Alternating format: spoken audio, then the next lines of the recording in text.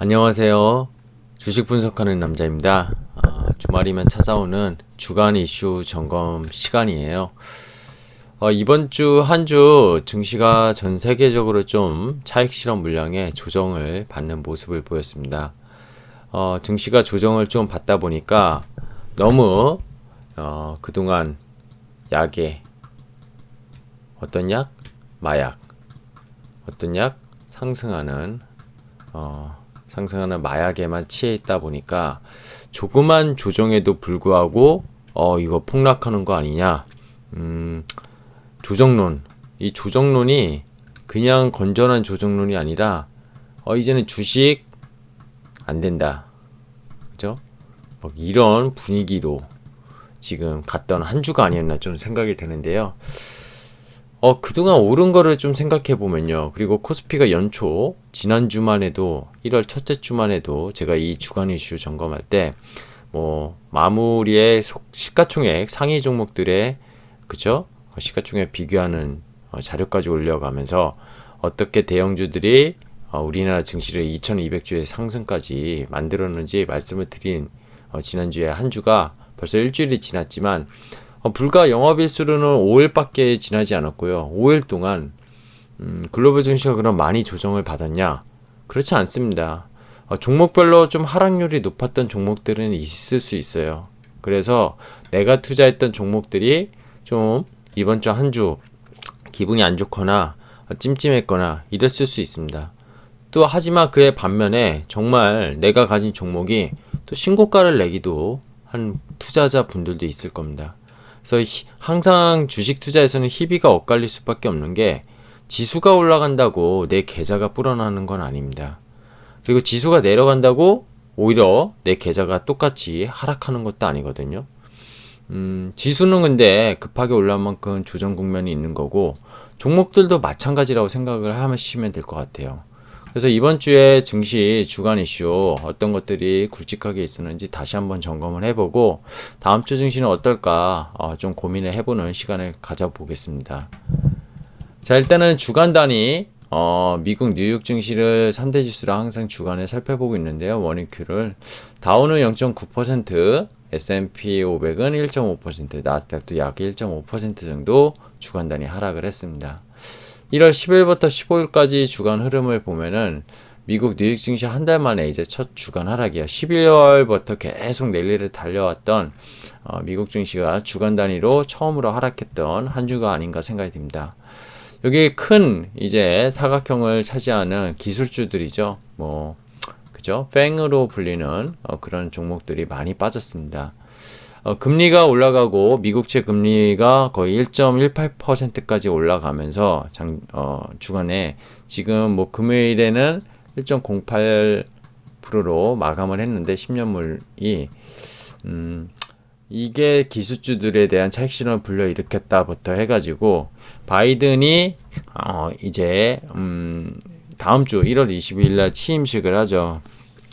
그 부분에 대해서 빅테크 기업들을 여전히 규제할 것이다. 이런 잡음이 계속 들리면서 좀 하락이 높았던 게 아닌가 생각이 듭니다. 근데 반면에 이 지난주에 또 지난주에만 테슬라가 그죠? 20 몇 프로 올랐었나요? 그죠? 그래서 역으로 생각하면은 꼭 이게 정말 그런 부분에서 나온 건가 하는 생각을 해볼 수 있겠습니다. 그냥 단순 차익 실현이라고 보면 되지 않을까요? 그리고 작년 연간 기준 YTD도 말씀드렸지만 여기서 거의 더블 이상 난 종목들이 수두룩했고요. 그죠? 지금 이번 주도 보면 마이크론이나 인텔 같은 경우에 또 11% 급등했어요. 물론 CEO가 사임하고 체질적인 개선을 하겠다 이런 뉴스에 올랐죠. 그렇기 때문에 차익 실현을 보는 게 맞을 것 같고, 이 보면 언택트 관련주들 넷플릭스, 디즈니 이런 것들도 많이 빠졌어요. 헬스케어는 어땠죠? 상대적으로 괜찮았던 것 같아요, 전반적으로. 근데 파이낸셜 쪽 보면은 그죠? 이쪽도 대형 투자은행 이런 쪽은 소폭이나마 올랐는데 이런 비자, 마스터카드 이런 카드 업종은 되게 안 좋았습니다. 그죠? 페이팔도 안 좋았고요. 산업재, 유틸리티, 에너지 이쪽이 상대적으로 좋으면서 다우가 덜 빠지는 모습이었다고 보시면 되겠습니다. 자, 미국에서 바이든이 1월 14일 날이죠. 1조 9천억 달러의 추가 부양책을 공표하였습니다. 15일이죠. 어제. 그게 발표되면서 이게 우리나라 돈으로 얼마입니까? 2,100조 원입니다. 2,100조 원. 그죠? 얼마 전에 9천억 달러인가요? 부양책 썼는데 또 추가적으로 결국 당선 이후에 쓰겠다 이런 공표를 한 거죠. 지금 블루웨이브의 그 상원과 하원을 다 민주당이 장악을 거의 과반수 이상 했기 때문에 뭐 사실 추가 부양책을 대통령이 쓰겠다고 하면은 충분히 가능할 것 같아요. 그죠? 차익 실현 물량이 하지만 증시에서는 나왔다. 그죠? 왜냐? 뭔가 호재들이 있잖아요. 호재들이 있는데 이게 시장에 반영이 된 거죠. 반영이 됐는데 그게 뉴스가 나오면서 이제 호재가 또 뭐가 있지 생각을 해봤는데 없어. 그러면은 야 이제 나올 거 다 나왔다 하고 던지는 게 보통의 증시에서 좀 패턴이라고 보시면 돼요. 근데 악재가 있어요. 악재 때문에 증시가 역시 먼저 선반영돼서 떨어졌어요. 근데 진짜 악재가 도출된 거예요. 그러면은 증시는 보통 올라가는 경향이 높죠. 이것도 악재가 나올 게 다 나왔다. 그죠? 악재 반영. 이렇게 생각하시면 됩니다. 근데 꼭 결국 이런 것들은 결국에는 증시의 긴 안목에서 보면 단발적인 이슈가 될 뿐이고요. 그죠? 결국에는 증시는 항상 어떤 말씀을 드렸죠? 어떤 고통을 겪더라도 중장기적으로는 우상향을 하고 있다. 미국 증시의 13년 증시를 보더라도 이 시계열을 더 넓힐수록 또 결국 우상을 하는 증시를 보여주었고 코스피는 뭐 과거 13년 동안 계속 박스에 갇혀 있었지만 이번에 결국 그 박스를 뚫고 3천에 안착한 거 아니겠습니까? 기업들의 이익 레벨은 올라가고 그죠? 주가는 결국 기업들의 이익의 함수 그죠? 성장성 이익의 함수라고 생각하시면은 주가는 레벨을 뗄 수밖에 없다. 물론 그 안에서 주가 지수를 이제 구성하고 있는 종목들은 계속 시대가 변할수록 사양 산업이 있고 혁신적인 기업이 나타나고 그죠? 그러면서 바뀌긴 하겠지만 그 종목들을 구성하는 지수는 계속 올라가는 게 결국 주식시장의 기본적인 원리라고 보시면 되겠습니다. 자, 이게 이번 주에 또 이슈기 했죠. 샤오미. 지난주에는 MSCI에서 그저 중국의 국영 통신사 3개를 제외하고 뭐 텐센트랑 알리바바가 빠질 수도 있다 뭐 그런 소식에 중국 관련 기업들이 되게 안 좋았었고 그죠? 지금 알리바바는 많이 떨어졌잖아요. 그죠? 근데 미중 갈등이 계속 지속되는 것 같아요. 이건 바이든이 취임을 하더라도 크게 달라질 것 같지가 않아요. 근데 트럼프처럼 대놓고 강경을 할 건 아닌 것 같고 좀 우호적으로 이렇게 스탠스는 보이겠지만 어쨌든 중국에 대한 그런 견제를 계속하지 않을까 생각이 들어요. 그래서 샤오미를 또 미국인들이 투자를 금지하는 그런 소식에 이렇게 그날 소식에 급락 10% 가까이 또 급락하는 모습도 보였거든요. 언제까지 이게 계속될까요? 결국 미국 연방정부가 그죠?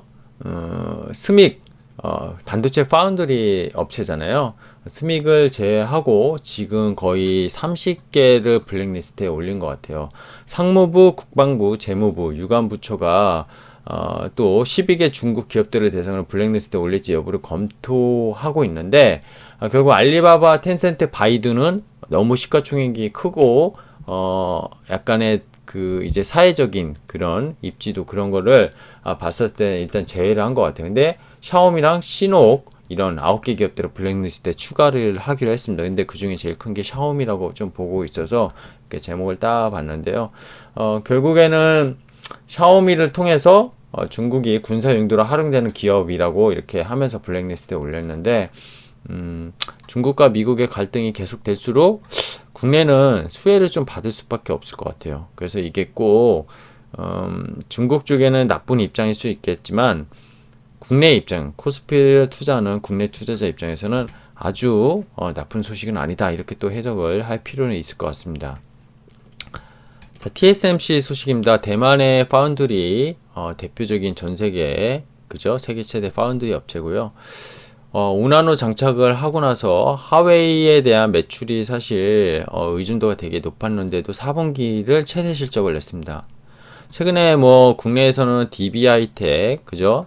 그리고 삼성전자 이런 파운드리 업체들이 또 수혜를 받고 있잖아요. DB하이텍은 연일 뭐 신고가를 내기도 했는데요. 비슷한 맥락이라고 보시면 될 것 같아요. 그죠? 결국에는 미국의 제재로 이 하웨이가 그죠? 이탈은 했으나 그 애플과 그죠? 애플 그리고 근데 오늘 샤오미도 좀 탈락을 투자를 못하게 해가지고 좀 1분기가 어떻게 될지 모르는데 어쨌든 이런 업체들 고객사의 주문을 더 늘렸습니다. 그래가지고 4분기 매출만 약 14조 1,400억 원 원화로 그죠? 그렇게 대만 달러로 3,615억 대만 달러 이렇게 거뒀다고 발표를 했거든요. YOY로 14% 증가한 매출이었고요. 순이익은 순이익률이 중요한데 무려 39.5% 대단한 것 같습니다. 그죠? 이익률이 정말 대단해요. 영업이익률이 거의 50%대가 나오거든요. 이런 기업 진짜 있나요? 정말 대단한 것 같아요. 근데도 지금 공장 가동률도 높았고 환율 조건도 좋았고 장기적으로 이익률이 계속 50%를 유지할 거라고 했다는 게 매우 TSMC 그리고 이 반도체 쪽에서 파운드리 쪽에서 앞으로 계속 고성장을 할 거라고 좀 보여주는 것 같아요. 그죠? 자, 이분 파월 의장이죠. 이제 모르시는 분 없겠죠. 주린이 분들도. 연준의 수장이고요. 뭐 바이든이 당선되고 브레이드 러너 이사로 바꿀 수 있다. 뭐 이런 자문은 나오고 있는데 어쨌든 연준의 의장은 최선을 지금 다해서 테이퍼링 잡음 노이즈를 14일 날 그 온라인에서 발표를 했습니다. 당분간 금리 인상 없고 출구 전략도 이르다. 이렇게 표현을 했어요. 근데 약간 애매모호하다고 제가 어제도 말씀드리긴 했는데 제로금리는 유지하겠다는 건 분명한데 테이퍼링을 안 하겠다고 하진 않았은 거예요. 그죠? 정책금리 올려야 될 때 분명히 그렇게 할 거고 하지만 그런 상황 당분간 없을 것이라고 표현을 했지만 지금의 QE 즉 양적 완화 조치인 채권 매입 규모를 축소할 것이라는 전망이 있잖아요. 아직은 출구 전략을 말할 때가 아니다.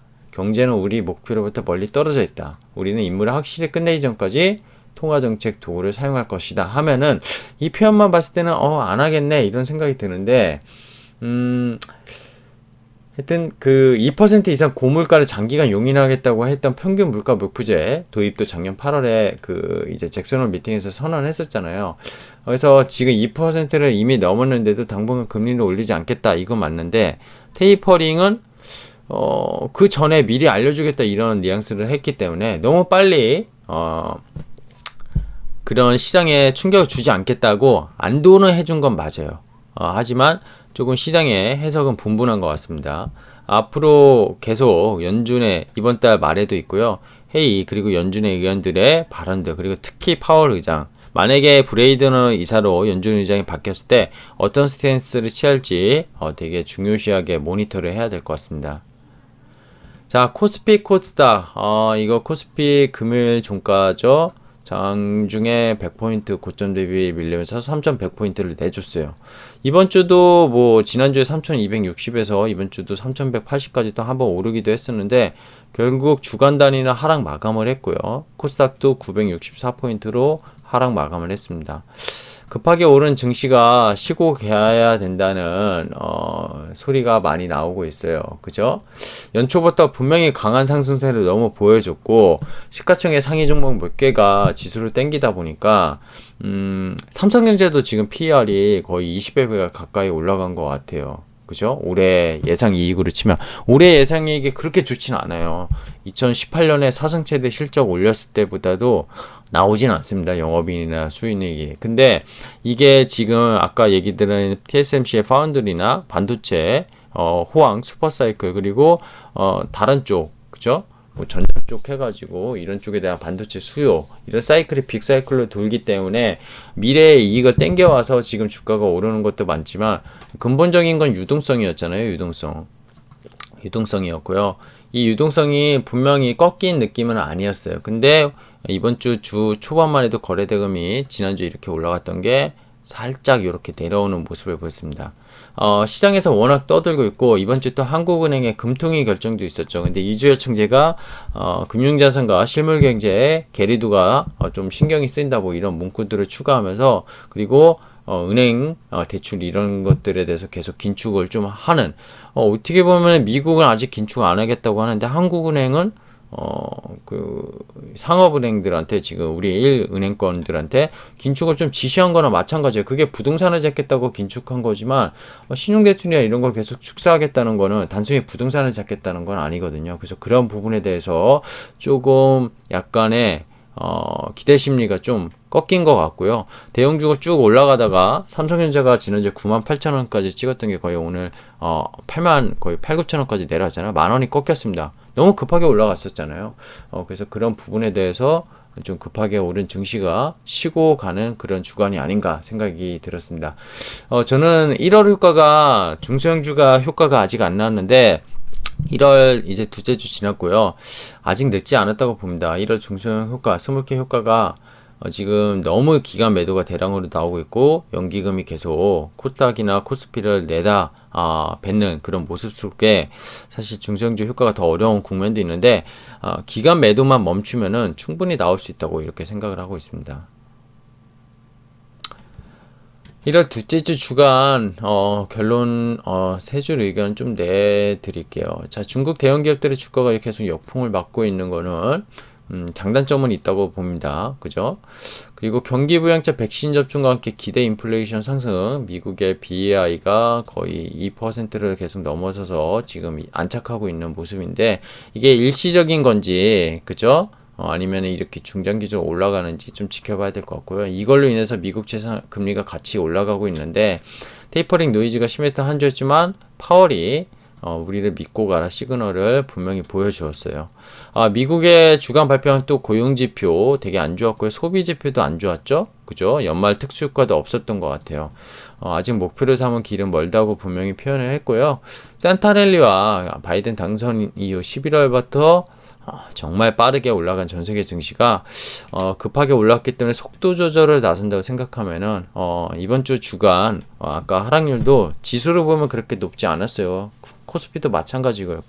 제가 하나 얘기 드렸었잖아요. 데일리 시장 때 코스피가 앞으로 장중 100에서 200포인트는 쉽게 왔다 갔다 할 수 있다. 그게 뭐죠? 2000포인트에서 100포인트면은 5%지만 3000포인트에서 100포인트면은 퍼센티지가 낮아지잖아요. 3%잖아요.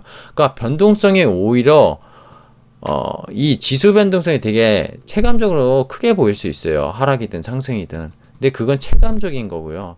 많이 올라온 만큼 그 가격의 변화가 세지는 건 어쩔 수 없습니다. 그래서 그거를 감내하고 투자자 입장에서 시장을 바라봐야 되는 그런 앞으로의 시장이라고 보고 있습니다. 일전에도 말씀드렸지만 가보지 않은 길을 가야 되기 때문에 증시에 대해서 너무 겁을 먹을 필요는 없다고 생각이 들고요. 뭐 예탁금 규모가 또 74조까지 갔다가 지금 67조까지 빠져서 일순간에 주식 자금이 이탈하는 거 아니냐 이런 뉴스들도 시장에 나오거든요. 근데 정확하게 보셔야 돼요. HTS에서 보여드리고 싶지만 그냥 단순하게 얘기하면 지난주에 4조 개인이 산 날 있잖아요. 그날 뒤에 이틀 뒤에 예탁금이 4조가 빠졌고요. 그 다음날도 2조 사니까 그 다음날도 2조 이틀 뒤에 결제일수죠. 주식은 D 플러스 2일이잖아요. 결제일날 빠진 거예요. 예탁금에 들어왔던 돈으로 주식을 산 거죠. 혹자들은 지금 예탁금이 70조가 넘는데 다 주식을 사려고 대기 자금이 아니다. 뭐 이렇게 얘기하고 있어요. 그렇죠. 그게 100% 주식을 사진 않겠죠. 하지만 예탁금이 준 게 아니고 개인들이 2주 동안 산 금액이 14조인가요? 11조인가요? 그 정도 되잖아요. 그것 때문에 예탁금이 빠진 겁니다. 그리고 다음 주에 또 예탁금을 만약에 집어넣어요. 그럼 늘어나겠죠. 그 부분을 살필 필요가 있지. 예탁금이 갑자기 줄었다? 이런 어떤 하수적인 발언은 안 했으면 좋겠다 이런 생각이 듭니다. 자, 저는 주식 분석하는 남자였고요. 구독하기 눌러주시면은 제 새로운 영상들 종목 분석 이런 것도 편하게 보실 수 있지 않을까 생각이 듭니다. 주말 행복하게 보내십시오.